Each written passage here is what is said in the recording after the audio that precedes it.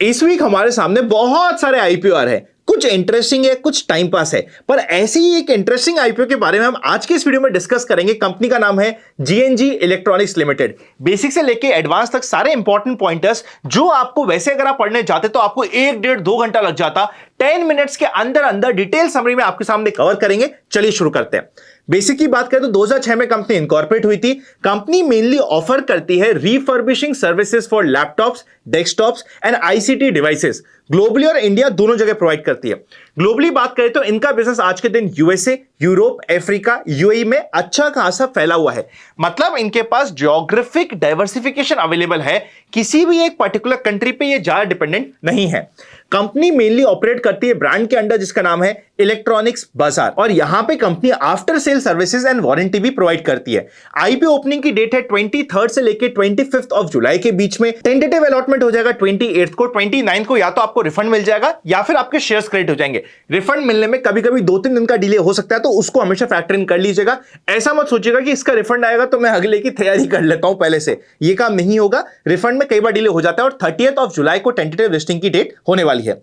Retail category में 63 shares का एक लॉट है 14,931 रुपीस का। Retail, small HNI, big HNI, किसी भी कैटेगरी में इस आईपीओ में जो मिनिमम रिक्वायरमेंट है उस पर्टिकुलर कैटेगरी के लिए, फॉर एग्जांपल रिटेल के लिए है 1 लॉट, एचएनआई स्मॉल के लिए है 14 लॉट्स, एचएनआई बिग के लिए है 67 लॉट्स। 67 लॉट से ज्यादा एचएनआई बिग में अप्लाई करना, 100 लॉट्स करो चाहे 200 करो, कंसीडर आपका 67 ही होगा, क्योंकि पूरी प्रोबेबिलिटी है कि यह आईपीओ ओवर सब्सक्राइब हो जाएगा। ओवर सब्सक्राइब होते ही सिर्फ आपका जो बेसिक रिक्वायर्ड होता है पर्टिकुलर कैटेगरी के लिए इतना ही कंसीडर हो जाता है। यहां पे अगर हम टोटल साइज की बात करें तो 460 करोड़ का छोटा आईपीओ का साइज है, 400 करोड़ है फ्रेश इश्यू, 60 करोड़ होने वाला है ऑफर फॉर सेल। फाइनेंशियल्स की बात करें तो 2024 वर्सेस 2025 में रेवेन्यू इंक्रीज हुआ है 24% से, प्रॉफिट आफ्टर टैक्स इंक्रीज हुआ है 32% से। जिस रेट से कंपनी ग्रो कर रही है, अच्छी ग्रोइंग रेट है। यहां पे अगर आप रिटर्न ऑन इक्विटी देखोगे 30% का, रिटर्न ऑन कैपिटल एम्प्लॉयड देखोगे 17.31% का। टोटल बोराइंग कंपनी के पास 446 करोड़ की है। डेट टू इक्विटी रेशियो 1.95 का रीजनेबल है। देखिए ये सेम इंडस्ट्री, एग्जैक्ट नहीं बोलूंगा, पर ये सेम इंडस्ट्री में मेरे इन-लॉज भी काम करते हैं, काफी कुछ मिलता हुआ काम है। तो वहां पे मुझे क्या है, मुझे पता है कि यहां पे इस कंप्लीट बिजनेस में डेट की रिक्वायरमेंट नॉर्मल किसी भी ट्रेडिशनल बिजनेस से थोड़ी सी ज्यादा रहती है।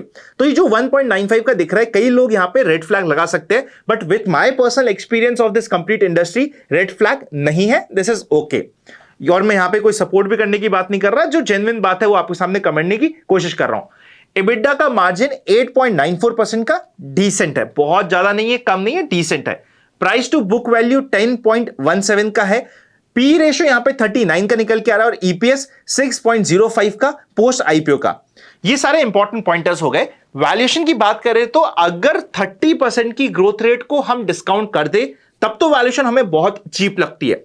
अगर हम उस 30% की ग्रोथ रेट को डिस्काउंट नहीं करें तो हमें रीजनेबल ठीक ठाक वैल्यूएशन लगती है, बहुत महंगा नहीं लगता है हमें। ये आईपीओ ऐसा नहीं है कि जिसने बहुत ज्यादा एक्सेस प्राइस रखने की कोशिश करी है, पर बहुत ज्यादा चीप भी नहीं होता अगर हम उस 30% की ग्रोइंग रेट को डिस्काउंट नहीं करते हैं। तो रिस्क क्या है इस कंप्लीट सेगमेंट का? कंपनी का सबसे मेजर रिस्क है लो मार्जिन। ये बिजनेस ही ऐसा है जहां पे मार्जिन लो होते हैं, हल्का सा प्राइस शॉक आया, कोई किसी की डीलिंग में फर्क पड़ा और इनको इंपैक्ट डायरेक्टली हो सकता है।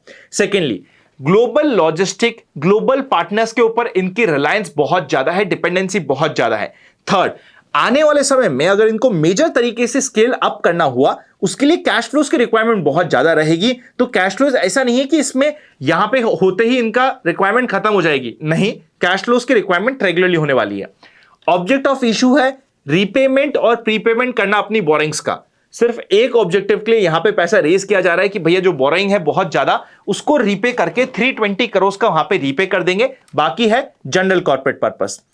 पीयर कंपैरिजन की बात करें तो सबसे पहला पीयर हमारे सामने इसमें आता है, उसका नाम है नेवजेसा टेक्नोलॉजीज लिमिटेड, पर उस कंपनी का पी रेशियो चल रहा है 22 का, पर फाइनेंशियल्स कंपनी के काफी पुअर है, तो direct apple to apple comparison यहां पे नहीं कह सकते। यहां पे काफी सारे लोग बोलेंगे कि यार अनंत, डिक्सॉन भी तो यहां पे कंपैरिजन आ गया, कैनिस टेक्नोलॉजी, सिरमा एचडीएस, ये भी तो इसके पीयर्स हो गए। देखो, मैं आपको यहां पे वो पीयर्स बता सकता हूं जो कंपनी ने खुद ने अपने आरएचपी डीआरएचपी में फाइल किया है। मुझे भी लगता है कि डिक्सन हो गया, कैनिस टेक्नोलॉजी हो गया, काफी कुछ मिलता जुलता है इनका बिजनेस, बट स्टिल कंपनी ने नहीं कंसिडर करा है, तो हम यहां पे बात नहीं कर सकते। पर फिर भी आपकी इंफॉर्मेशन के लिए डिक्सन की बात करें तो पी रेशियो 65-70 के आसपास का चल रहा है, उसको आप बैक ऑफ द माइंड रख सकते हो।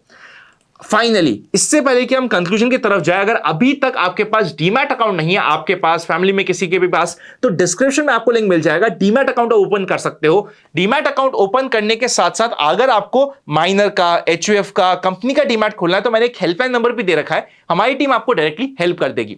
इसके अलावा आप चाहते हो कि हमारी टीम आपको म्यूचुअल फंड्स के इन्वेस्टमेंट में, प्रॉपर फाइनेंशियल प्लानिंग में हेल्प करे, we are official mutual fund distributor. हम all over India proper investment में मदद करते हैं, गोल प्लानिंग में हेल्प करते हैं, प्रॉपर आपको एसआईपीज में इन्वेस्ट करने की हेल्प करते हैं। अगर आप चाहते हैं कि हमारी टीम हेल्प करे, तो डिस्क्रिप्शन में एक फॉर्म दे रखा है, उसको भर दीजिएगा, हमारी टीम अकॉर्डिंगली आपसे कनेक्ट कर लेगी। फाइनली बात करी जाए कंक्लूजन की, तो अभी तक जिस समय मैं ये वीडियो बना रहा हूं, मैं ये सैटरडे को वीडियो शूट कर रहा हूं, अभी तक इस आईपीओ का कोई भी ग्रे मार्केट प्रीमियम नहीं आया है। आईपीओ का प्राइस है 237 रुपीज। आई एम एक्सपेक्टिंग कि इस आईपीओ में एटलीस्ट 65-70 रुपीज, यानी कि 25% के ऊपर के ग्रे मार्केट प्रीमियम ओपन होने की पूरी एक्सपेक्टेशन से मुझे लग रहा है कि अगर मार्केट का मूल माहौल नहीं बगड़ा, नहीं चेंज हुआ, मार्केट ने अपना 24,950 का लेवल जहां पे भी मार्केट चल रहा है, 24,800 के ऊपर भी निफ्टी में सस्टेन हो गया, तो इस आईपीओ में 25% के ऊपर का ग्रे मार्केट में काम होना, और अगर एंकर बुक अच्छी आ जाती है, सब्सक्रिप्शन अच्छा आ जाता है, तो इवन 25% के ऊपर की लिस्टिंग गेन्स की expectations on the face of it, purely based on the study बन रही है। फाइनल आप क्या डिसीजन बनाते हैं, अपने फाइनेंशियल एडवाइजर से पूछ लीजिएगा। कोई भी काम करने से पहले डिस्क्लेमर पढ़ लीजिएगा, हमने सिर्फ एजुकेशन पर्पस के लिए, जो मेरी पर्सनल अंडरस्टैंडिंग है उसके हिसाब से आपके लिए डिस्कशन किया है। एक इंपॉर्टेंट वीडियो स्ट्रैटेजी का यहां पे आ रहा है, उसको चेकआउट कर लीजिएगा। Happy learning and I will see you very soon. हमारी बुक भी है by the way, how to make money from IPO, description में लिंक है, चेकआउट कर सकते हो, काफी अच्छी है।